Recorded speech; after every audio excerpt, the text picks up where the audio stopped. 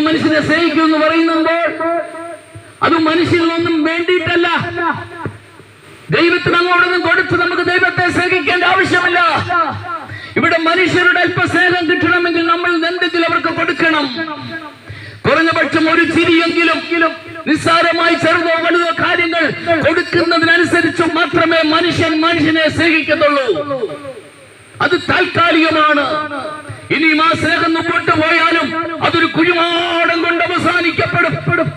അവിടം വരെ മാത്രമേ ഉള്ളൂ. എന്നാൽ ഞങ്ങൾ ദൂഷിലോടെ, ശക്തിയോടെ, സന്തോഷത്തോടെ, ആത്മാർത്ഥതയോടെ ഇന്ന് ഞങ്ങൾ വിളിച്ചു പറയുന്ന ഞങ്ങളുടെ രക്ഷകനും നാഥനുമായ ലോകത്തിന്റെ രക്ഷകനായ കർത്താവായ യേശു ക്രിസ്തു, അതാ ദൈവത്തിന്റെ സ്നേഹം വിശുദ്ധ വേദപുസ്തകത്തിൽ ഇങ്ങനെ രേഖപ്പെടുത്തി.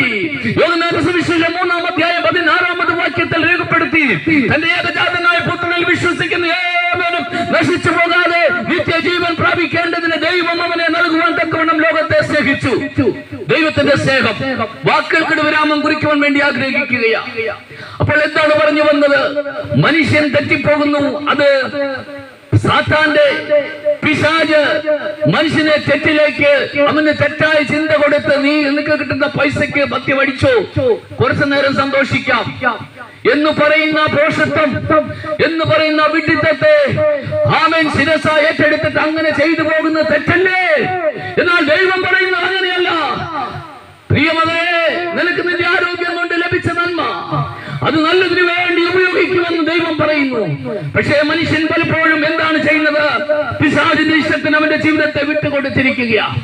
നസ്രയനായ കർത്താവായ യേശു ക്രിസ്തു ലോകത്തിൽ വന്നത് സ്നേഹം മനുഷ്യന് കൊടുക്കാൻ വേണ്ടിയാ.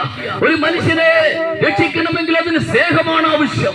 ഒരു മനുഷ്യനെ നല്ലതിലേക്ക് കൊണ്ടുവരണമെങ്കിൽ അവനോട് സ്നേഹത്തോടെ ഇടപെടുകയാണ് വേണ്ടത്. അത് നമ്മുടെ കുഞ്ഞുങ്ങളാവട്ടെ, നമ്മുടെ സഹോദരങ്ങളാകട്ടെ, നമ്മുടെ സുഹൃത്തുക്കളാകട്ടെ, സ്നേഹം കൊണ്ട് മാത്രമേ നേടുവാൻ കഴിയുകയുള്ളൂ. ഇതാണ് ദൈവത്തിൽ നിന്നാണ് ഇത് ഉത്ഭവിക്കുവാൻ ഇടയായിത്തീർന്നത്.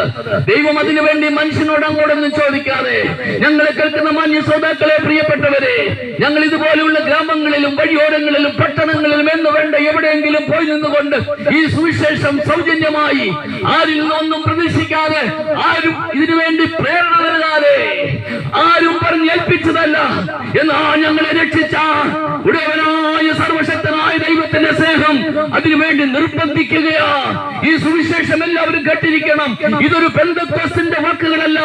ഇതിവിടെയുള്ള ഏതെങ്കിലും ഒരു സഭയുടെ വാക്കുകൾക്കല്ല ഞങ്ങൾ വിലമെടുക്കുന്നത്. അതല്ല ഞങ്ങൾ പ്രസംഗിക്കുന്നത്.